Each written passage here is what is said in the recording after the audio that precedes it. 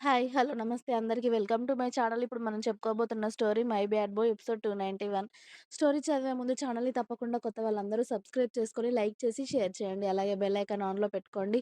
Story ముందుగానే చదవాలి అనుకుంటే మెంబర్‌షిప్ తీసుకోండి. దేవాకి కాల్ చేసి ఈవినింగ్ కలుద్దామని చెప్పిన తర్వాత వేదాకి కాల్ చేశాడు రుద్ర. మళ్ళీ మీటింగ్ మధ్యలో మాట్లాడడం కుదరదు అని. అలాగే కొడుకు ఎలా ఉన్నాడో తెలుసుకుందామని కాల్ చేశాడు. అప్పుడే మెలకువ వచ్చిన వేద లేచి చూసేసరికి కొడుకు ఇంకా సొమ్మసిల్లి నిద్రపోతూ ఉంటే వాడిని ఒకసారి చూసి తను వాష్‌రూమ్‌కి వెళ్ళి ఫేస్ వాష్ చేసుకొని వచ్చి వాటర్ తాగుతూ ఉంటే కొడుకు పక్కనే ఉన్న తన మొబైల్ రింగ్ అవుతూ ఉంది. స్పీడ్‌గా దాన్ని అందుకొని సైలెంట్‌లో పెట్టేసింది. మళ్ళీ కొడుకు ఆ సౌండ్‌కి డిస్టర్బ్ అవుతాడు అని చెప్పి. ఫోన్ ఎవరు చేశారని చూసేసరికి రుద్ర నుండి కాల్ వస్తూ ఉంటే వెంటనే లిఫ్ట్ చేసి "హలో బావ" అంది. "పడుకున్నావా?" అని అడిగాడు రుద్ర. "హా! బావ, వాడితో పాటు నేను కూడా పడుకున్నాను. పక్కనే పడుకుంటేనే వాడు కూడా పడుకున్నాడు. అందుకే వాడితో పాటు నేను కూడా నిద్రపోయాను. ఇదిగో ఇప్పుడే లేచాను. నువ్వు కాల్ చేశావు" అని చెప్పింది. "వాడెలా ఉన్నాడే?"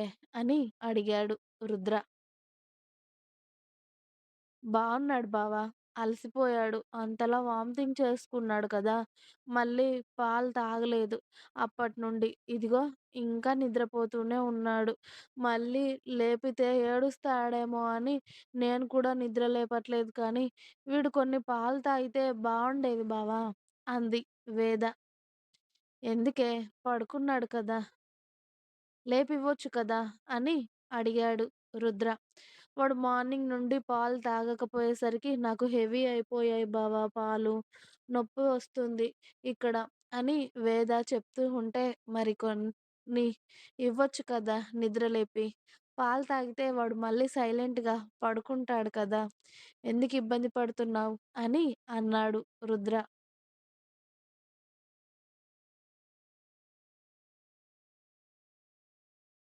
ఏమో పాలు తాగుతాడో లేదో, మళ్ళీ ఏడుస్తాడు అని భయంగా ఉంది.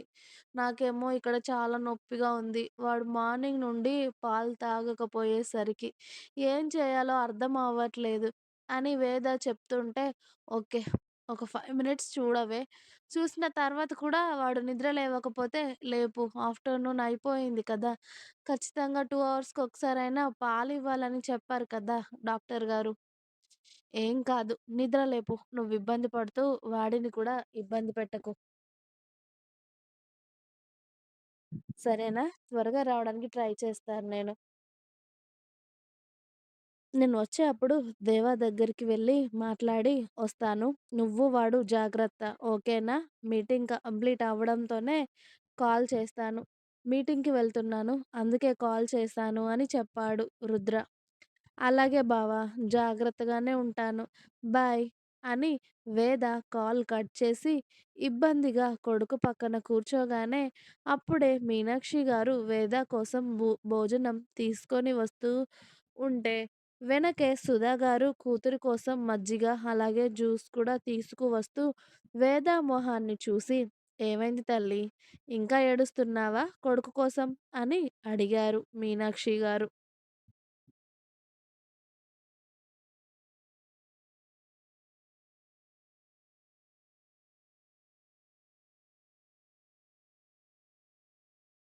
లేదత్తయ్య. వాడింకా నిద్ర లేవట్లేదు. నాకేమో పాలెక్కువగా అయ్యాయి. నొప్పొస్తుంది. ఇక్కడంతా బరువుగా అయిపోయింది. ఏం చేయాలో అర్థం అవ్వట్లేదు అని వేద ఏడుపు మొహంతో చెప్తూ ఉంటే, దానికి ఇలా బాధపడితే ఎలా తల్లి? ఇంకా కాసేపయితే ఇంకా ఇబ్బందవుతుంది ఎక్కువగా. ముందు వాడిని నిద్రలేపు అని చెప్పి మీనాక్షి గారు భోజనం ప్లేట్ పక్కన పెట్టి వచ్చి మనవడిని ఒళ్ళోకి తీసుకొని వాడి అరికాళ్ళల్లో చిన్న చిన్న చేతులలో చిన్నగా తట్టగానే వాడు వెంటనే నిద్రలేచి చిన్నగా ఏడవడం మొదలుపెట్టడంతో "ఇవ్వురా ఏం కాదు" అని వేద ఒళ్ళో పడుకోబెట్టగానే కొడుకుకు పాలు పట్టడం మొదలుపెట్టింది వేద. ఇక చాలా సేపటి నుండి పాలు తాగలేదు. పైగా పొద్దున అంతా వామిటింగ్ చేసుకునేసరికి కడుపులో కూడా ఏం లేకుండా పోయింది కదా! అందుకే చక్కగా తల్లి దగ్గర పాలు తాగాక అప్పుడు ఆమె ఫ్రీ అయ్యి, "హమ్మయ్య! ఇప్పుడు నొప్పి తగ్గిందత్తయ్య" అని అంది. "అలా అయినప్పుడు వెంటనే పాలు ఇచ్చేయి తల్లి. ఏం కాదు సరేనా? అలానే నువ్వు ఇవ్వకుండా ఉంటే ఇంకా ఎక్కువ ఇబ్బంది పడతావు" అని చిన్నోడికి వాళ్ళ అమ్మ దగ్గర కడుపు నిండా పాలు తాగి లేచి అటు ఇటు చూస్తూ ఉంటే సుధా గారు మనవడిని ఎత్తుకున్నాక మీనాక్షి గారు కోడలికి భోజనం తినిపించారు. "ఇప్పుడెలా ఉంది తల్లి? తగ్గిందా నొప్పి?" అని అడిగారు మీనాక్షి గారు. భోజనం అంతా కోడలికి తినిపించేసి, "హా! అత్తయ్య ఇప్పుడు కాస్త ఫ్రీ అయింది. బావున్నాను" అని చెప్పింది వేద. వాడు పాలు తాగకపోయినా, నిద్రపోయినా కూడా 2 గంటలకి లేదా 3 గంటలకొకసారి పాలు ఇస్తూ ఉండు. నీకిబ్బంది ఉండదు కదా! లేకపోతే ఆకలవ్వట్లేదని ఉంటే నీకు ఎక్కువ ఇబ్బందవుతుంది. సరేనా? అని చెప్పారు వేదతో మీనాక్షి గారు. అలాగే అని ఇక అత్త, అమ్మతో ముచ్చట్లలో పడిపోయింది వేద.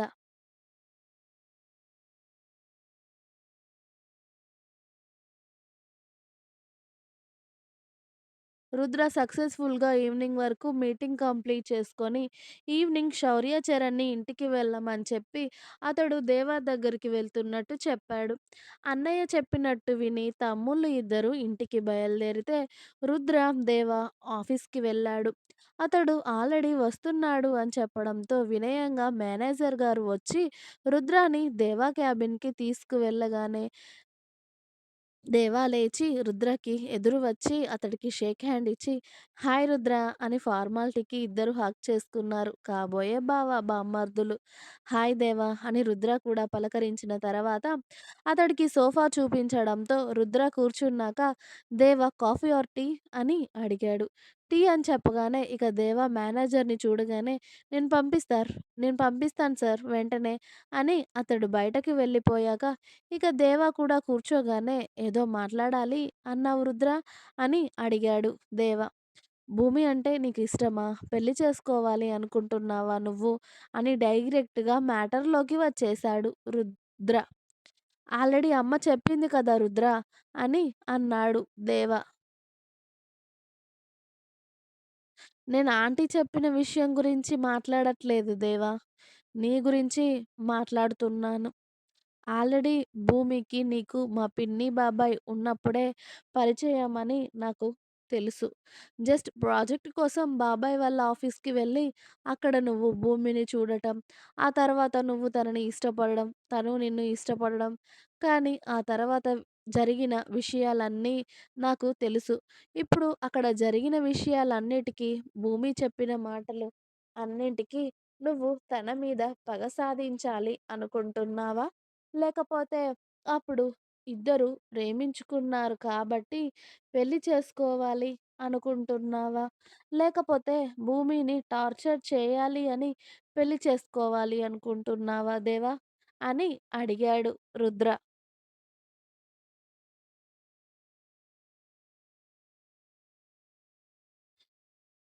సూటిగా కాలు మీద కాలు వేసుకొని కూర్చొని దేవాని చూస్తూ. "నువ్వేమనుకుంటున్నావు రుద్ర" అని అడిగాడు దేవా కూడా ఏమాత్రం తగ్గకుండా. "నువ్వు నా చెల్లిని ప్రేమించావు కాబట్టి తనని భార్యగా చూసుకుంటావు అని అనుకుంటేనే భూమికి నీకు పెళ్లి జరుగుతుంది దేవా. లేదు నా చెల్లిని టార్చర్ చేయాలి అని పెళ్లి చేసుకోవాలి అనే థాట్ ఉంటే మాత్రం భూమిని మర్చిపో. ఇంతకన్నా ఇంకొక విషయం కూడా నీకు ఎక్కువ చెప్పలేను. తను నిన్ను వద్దు అనుకోవడానికి మీ ఇద్దరి పెళ్లి జరగదు అని చెప్పడానికి తన కారణాలు తనకి ఉన్నాయి. నీకు నిజమైన ప్రేమ తన మీద ఉంటే తనెందుకు వద్దు అంటుంది? ఆ కారణాలు తెలుసుకోవాలి కానీ, తను వద్దు అని చెప్పింది కాబట్టి తన మీద కోపం పెంచుకొని, నన్ను వద్దు అంది కాబట్టి ఖచ్చితంగా దాన్ని పెళ్లి చేసుకొని తీరుతాను అన్న కసి, కోపం ఉంటే మాత్రం భూమిని మర్చిపోదేవా. అప్పుడే నీకు నీ లైఫ్‌కి గ్యారంటీ ఉంటుంది. అన్ అంతేగాని భూమి విషయంలో కాస్త నువ్వు నెగెటివ్‌గా ఉన్నా, నా అంత చెడ్డోడు ఈ ప్రపంచంలో ఉండడు. అసలు భూమి నీకు దొరకకుండా చేయడం నాకు పెద్ద పనేం కాదు అని నీకు కూడా తెలుసు. కాబట్టి ఏం చేయాలి అనుకుంటున్నావు? అని రుద్ర మరోసారి అడిగితే ఇవన్నీ చెప్పిన వాడివి నువ్వే చెప్పు రుద్ర మిగతాది కూడా.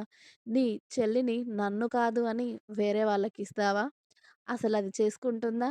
అని దేవ సైడ్ స్మైల్ చేయడంతో రుద్ర సూటిగా దేవాని చూస్తూ ఉన్నాడు. ఇంకా ఉంది. మీకు నా స్టోరీస్ నచ్చినట్టయితే ప్లీజ్ లైక్ చేయండి, షేర్ చేయండి. అలాగే ఛానల్‌ని తప్పకుండా కొత్త వాళ్ళందరూ సబ్స్క్రైబ్ చేయండి. Please subscribe my channel. Thanks for watching my video. By by. Please like, share and subscribe.